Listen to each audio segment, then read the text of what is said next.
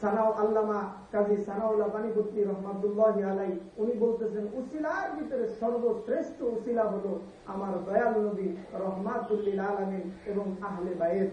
আহলে বায়তের উসিলা দিয়ে যদি আল্লাহর দরবারে কোনো কিছু চাওয়া হয়, আল্লাহ তাআলা নিঃসন্দেহে তাকে সেই জিনিসটা দান করেন, তার মনের আশা পূরণ করে নেন। সুপ্রিয় দর্শক মন্ডলী, এই জন্য আমাদেরকে বুঝতে হবে, আমরা আল্লাহর দরবারে নিত্য মুনাজাত করে আল্লাহর কাছে কত কিছু চাই, কিন্তু আমরা কেন পাই না? তার কারণ হলো আমরা চাওয়ার সিস্টেম গুলো জানি না। চাওয়ার সিস্টেম জানতে হবে, কিভাবে আল্লাহর কাছে চাইলে আল্লাহকে রাজি খুশি করানো যায়, আল্লাহর কাছে পাওয়া যায়। সেই কথা তো আল্লাহ রাসূল সাল্লাল্লাহু আলাইহি ওয়াসাল্লাম সেই 1450 বছর আগে আমাদেরকে জানিয়ে দিয়েছেন। এখন আমরা আল্লাহর দরবারে দোয়া করি, কেন সেই তো আল্লাহর দরবারে কবুল হয় না? কেন আমরা সেটা রেজাল্ট পাই না? তার কারণ হলো আমরা নবীর প্রেম, অলির প্রেম, আহলে বায়তের প্রেম ভালোবাসা থেকে অনেক দূরে চলে গিয়েছি। আল্লাহ তাআলা এই পৃথিবীটাই সৃষ্টি করলেন একমাত্র প্রেমের কারণে। প্রেমে পরেই আল্লাহ তাআলা এই দুনিয়া বানাইলেন। আল্লাহ তাআলা বলতেছেন, লাউলাকা লামা খালাকতুল আফলাক, আমি তামাম পৃথিবীর কোনো কিছুই সৃষ্টি করতাম না ও আমার হাবিব, আমি যদি আপনাকে সৃষ্টি না করতাম। সুবহানাল্লাহ ওয়া বিহামদিহি। আল্লাহ রাসূল সাল্লাল্লাহু আলাইহি ওয়াসাল্লাম এর কাছে যে জাবের রাদিয়াল্লাহু তাআলা প্রশ্ন করলো, ওয়ান জাবির ইবনে আব্দুল্লাহ ক্বালা কুনতু ইয়া রাসূলুল্লাহ সাল্লাল্লাহু আলাইহি ওয়াসাল্লাম বিআবি আনতা ওয়া উম্মি আখবিরনি আন আউওয়াল শাইইন খালাকাল্লাহু তাআলা ক্বাবলা আল আশিয়াই। ক্বালা ইয়া জাবির ইন্নাল্লাহা তাআলা ক্বাদ খালাকা ক্বাবলা আল আশিয়াই নূরা নাবিয়িকা মিন নূরিহি ফাজআলা যালিকা আন-নূরু ইয়াদুরু বিল কুদরাতি হাইসু ইয়াশাউল্লাহু। আল্লাহ রাসূল সাল্লাল্লাহু আলাইহি ওয়াসাল্লাম বলতেছেন, ও জাবের, তুমি যে আমাকে প্রশ্ন করলা যে আল্লাহ তাআলা সর্বপ্রথম কোন জিনিসটা সৃষ্টি করলো, পৃথিবীর মুখে যখন পৃথিবী নামক কোন গ্রহ কোন কিচ্ছু ছিল না, একমাত্র আল্লাহ, তখন থেকেই আমি আল্লাহ তাআলা আমাকে রাসূল হিসাবে বানিয়ে রাখছেন। এই আমার কারণেই তামাম দুনিয়াটা আল্লাহ তাআলা সৃজন করেছেন। অতএব এই দুনিয়া সৃজন হতো না যদি আল্লাহ রাসূল সাল্লাল্লাহু আলাইহি ওয়াসাল্লামকে আল্লাহ তাআলা সৃজন না করতেন, আল্লাহ তাআলা যদি তৈরি না করতেন। আল্লাহ রাসূল সাল্লাল্লাহু আলাইহি ওয়াসাল্লামের কত বড় বরকত, কত বড় ফজিলত যে আল্লাহ তাআলা নিজে কোরআনুল কারীমের ভিতরে বলতেছেন, কুল ইয়া আইয়ুহান নাসু ইন্নী রাসূলুল্লাহি ইলাইকুম জামিয়া। হে দুনিয়ার মানুষ, আমি বিভিন্ন সময় বিভিন্ন নবী রাসূল পাঠাইছি বিভিন্ন গোত্র বিশেষে, কিন্তু আমার হাবিবে কিবরিয়া রহমাতুল লিল আলামিনকে একটা গোত্রের জন্য নবী বানাই নাই, শুধু সৌদি আরবের জন্য নবী বানাই নাই। আমি আল্লাহ তাআলা যতটুকু সৃষ্টির জন্য মালিক, আমার হাবিব ততটুকু সৃষ্টির জন্য রহমাতুল লিল আলামিন। সুবহানাল্লাহ ওয়া বিহামদিহি। সুপ্রিয় দর্শক, সেই রহমাতুল লিল আলামিন আমাদেরকে বলে গিয়েছেন যে আমার উম্মত, তোমরা আহলে বায়াতের সঙ্গে ভালোবাসা নিযুক্ত করে রাখবা, তোমরা তাদের সাথে প্রেমের রশি বেঁধে রাখবা, তাহলেই তোমাদেরকে তারা টেনে টেনে কাল কিয়ামতের ময়দানে জান্নাতুল ফেরদাউসে পৌঁছে দিবেন। আমরা আসলে ইমান থেকে অনেক দূরে। আমরা মুসলমান হয়েছি ঠিক, কিন্তু ইমান কি জিনিস? মুসলমান এক জিনিস, ইমান হলো আরেকটা জিনিস। মুসলমান এক জিনিস, মুমিন হলো আরেক জিনিস। আমরা মুসলমান হয়ে কবরে যেতে চাই না, আমরা ইমানদার হয়ে যেতে চাই, আমরা মুমিন হয়ে যেতে চাই। এজন্যই আল্লাহ তাআলা কোরআনুল কারীমের ভিতরে বলেছেন, ইন্নালিল মুত্তাকিনা মাফাজা, নিশ্চয়ই মুত্তাকিনরা সফল কাম হয়েছে, হাদাইকা ওয়া আনাবা, আমি তাদের জন্য আঙ্গুরের বাগান বানিয়ে রাখলাম।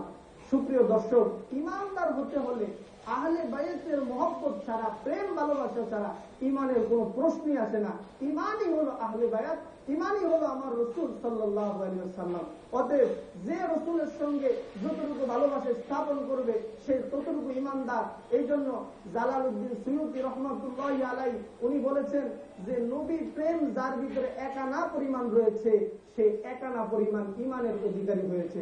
এই জন্য ইমানের মূল হলো, ইমানের সাবজেক্টটা মুখে নিতে হলে ওইটার মূল শাখাই হলো আল্লাহ রাসূল সাল্লাল্লাহু আলাইহি ওয়াসাল্লামের মহব্বত, আহলে বায়াতের মহব্বত, আহলে বায়াতের প্রেম, আহলে বায়াতের উসিলা ধরে আল্লাহর কাছে যদি আমরা মুনাজাত করে চাই, অবশ্যই আল্লাহ তাআলা আমাদেরকে দান করবেন।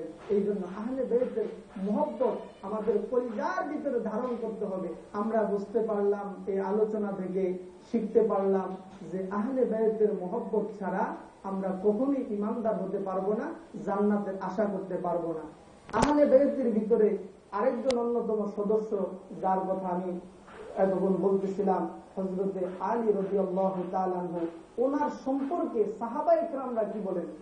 জলিল কদর একজন সাহাবী হযরতে সাইয়েদনা ওমর ফারুক রাদিয়াল্লাহু তাআলা আনহু বলতেছেন, আমাদের মাঝে সর্বশ্রেষ্ঠ কারি হলো উবাই রাদিয়াল্লাহু তাআলা আনহু, এবং আমাদের মাঝে সর্বশ্রেষ্ঠ বিচারক হলো আল্লাহ রাসূল সাল্লাল্লাহু আলাইহি ওয়াসাল্লামের পরে সর্বশ্রেষ্ঠ বিচারক হলো হযরতে আলী রাদিয়াল্লাহু তাআলা আনহু। সুপ্রিয় দর্শক, সাহাবায়ে কেরামও হযরত আলী রাদিয়াল্লাহু তাআলা আনহুকে অধিক ভালোবাসতেন, অধিক মহব্বত করতেন। এই হযরতে আলী রাদিয়াল্লাহু তাআলা আনহুর কেমন ক্ষমতা, ওনার কেমন ক্ষমতা যে আল্লাহ রাসূল সাল্লাল্লাহু আলাইহি ওয়াসাল্লাম যখন কাবা ঘরের ভিতরে প্রবেশ করলেন, কাবা ঘরের ভিতরে প্রবেশ করে দেখতে পেলেন যে কাবা ঘরের ভিতরে অনেকগুলা মূর্তি দেখা যাচ্ছে। তখন আল্লাহ রাসূল সাল্লাল্লাহু আলাইহি ওয়াসাল্লাম বললেন, আইনাল আলী, আমার আলী তুমি কোথায়, তুমি আমার কাছে আসো। হযরত আলী রাদিয়াল্লাহু তাআলা আনহু বললেন, লাব্বাইক ইয়া রাসূলুল্লাহ, আমি হাজির। হযরত রাসূল করিম সাল্লাল্লাহু আলাইহি ওয়াসাল্লাম আলী রাদিয়াল্লাহু তাআলা আনহু বলতেছেন, হে আমার আলী। যেই কোনো সময় আলী রাদিয়াল্লাহু তাআলা আনহুকে ডাকতেন, বলতেন আমার আলী। যেমন আমরা যদি আরেকটু অবলোকন করি, যদি আমরা যদি আরেকটু হাদিস শরীফের ভিতরে প্রবেশ করি, তাহলে দেখতে পাই যে আল্লাহ রাসূল সাল্লাল্লাহু আলাইহি ওয়াসাল্লাম যখন মক্কাতুল মদিনাতুল মুনাওয়ারায় গেলেন, যে যখন আনসার এবং মুহাজিরদের ভিতরে ভাগ করে দিলেন যে তোমরা তোমাদের ভাই, ও তোমার ভাই, এরকম করে ভাগ করে দিলেন। কিন্তু হযরত আলী রাদিয়াল্লাহু তাআলা আনহুকে ভাগ করলেন না। আলীকে ডাকলেন, বললেন, আলী আমি তোমার, তুমি আমার।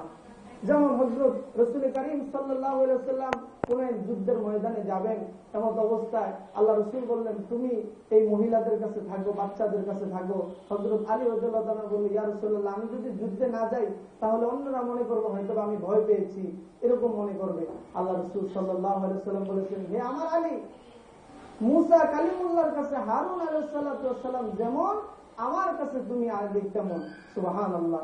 যে আহলে বাইতের যে কথাগুলো আমি বলতেছিলাম, হাদিসের আলোকে, কোরআনের আলোকে আমরা সর্বশেষ এই কথাই বুঝতে পারলাম যে আহলে বায়াতকে আমাদের অবশ্যই ভালোবাসতে হবে, আহলে বায়াতের দামান আমাদেরকে আঁকড়িয়ে ধরতে হবে।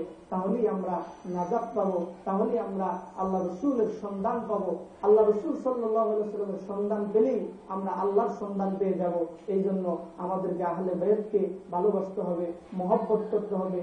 পরিশেষে আল্লাহ তাবারক ওয়া তাআলার দরবারে আমরা সকলেই আবেদন জানাই, আহলে বায়াতের উসিলায় আল্লাহ তাআলা যেন আমাদের কলবকে, আমাদের আত্মাকে, আমাদের নফসকে মদিনার আলোকে আলোকিত করে আহলে বায়াতের মহব্বতে অন্তরটা ভরপুর করে দেয়। আমরা সকলে বলি আমিন। সুপ্রিয় দর্শক, আজকের মতো এখানেই শেষ করলাম। আগামীকাল আবারও দেখা হবে একই সময়, একই চ্যানেলে। সেই পর্যন্ত আপনারা ভালো থাকুন, সুস্থ থাকুন। আল্লাহ হাফেজ।